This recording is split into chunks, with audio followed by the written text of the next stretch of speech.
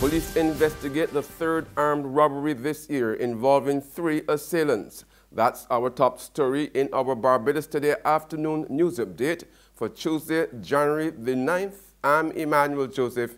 Thanks for joining us. Police are investigating the third armed robbery this year involving 3 assailants. The latest attack occurred last night at St. Martin in St. Philip, resulting in 22-year-old Chad Wright being shot and injured.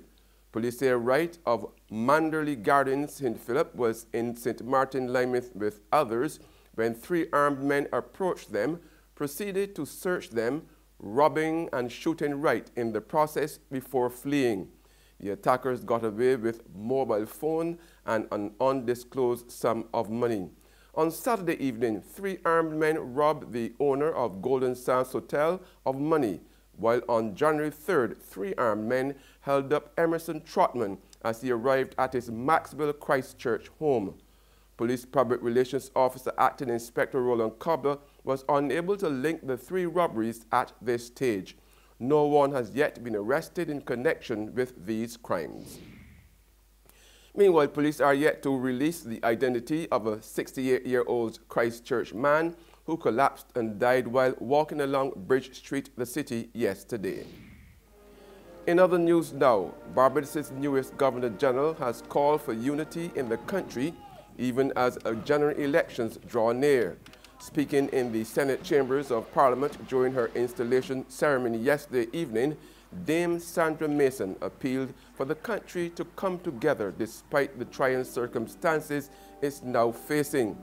The country's 2nd female head of state and 8th Governor General told the audience that including Prime Minister Franville Stewart and Chief Justice Sir Marston Gibson, she was concerned about the trends she has been noticing of late.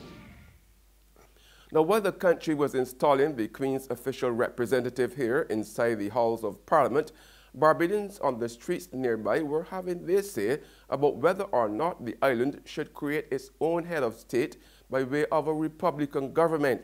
Republicanism, which goes back almost 20 years under both administrations, seemed not to appeal to most of those interviewed.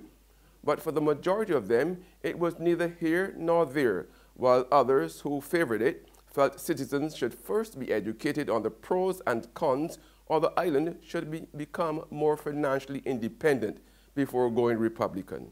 There's regional and international news after this short break.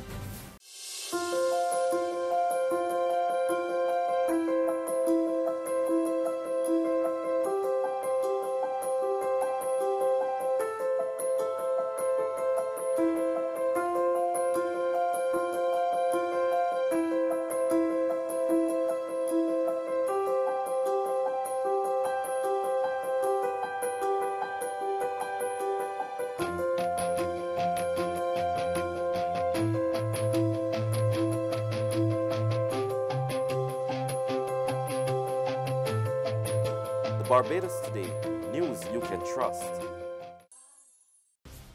Welcome back with news from the region now, and tragedy in Trinidad and Tobago.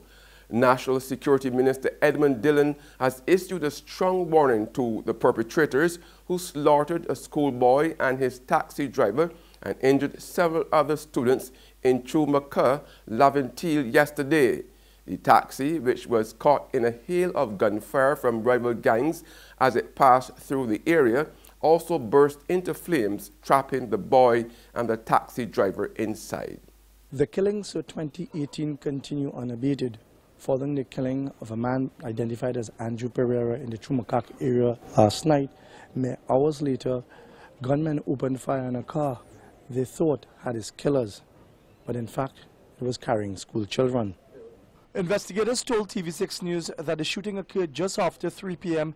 as a taxi, a gold Mazda 323, was making its way up Pelican Extension near the Maurice Marshall Recreation Ground, just on the border of Chumacak, Laventille, when gunmen opened fire on the vehicle. The driver, police say, was carrying several school children in the heavily tinted vehicle, who they say he had picked up near the Success Laventille Secondary School. Sources say 2 gunmen continuously shot at the vehicle. 4 of the school children inside the car were able to escape. One was grazed by a bullet under his left eye and shot in his arm. The other 3 were not hurt. And on the international scene, North Korea has agreed to send a delegation to next month's Winter Olympics in South Korea and to hold talks with Seoul to ease military tensions in the most significant thaw in relations between the neighboring states in years. More in this Reuters report. A North Korean delegation making strides across the world's most heavily militarized border into the south, crossing it for the first time in more than 2 years. Seoul and Pyongyang kicked off formal talks on Tuesday with an optimistic outlook on the Winter Olympics next month. North Korea has confirmed it will also send a high-ranking delegation to the Games, along with a cheering squad whose past performances have been a huge hit in the south. Seoul has also suggested that athletes from both sides march together during the opening ceremony, a sign of unity often used in times of sunnier relations.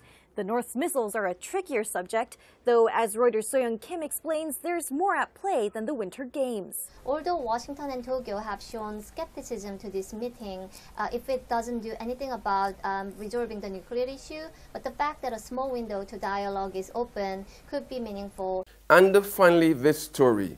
The Sahara Desert, the hottest in the world, has recorded snow for only the 4th time in 37 years. A rare bout of icy weather brought the powdered snow on Sunday, but the sight didn't last long as rising temperatures melted the snow during the day. Just over 40 centimeters of snow fell starting in the early hours of the morning and began to thaw after 5 p.m. local time. That's news, but for the very latest, visit our website at www.barbadostoday.bb. You can also subscribe to our e-paper email updates or like us on Facebook.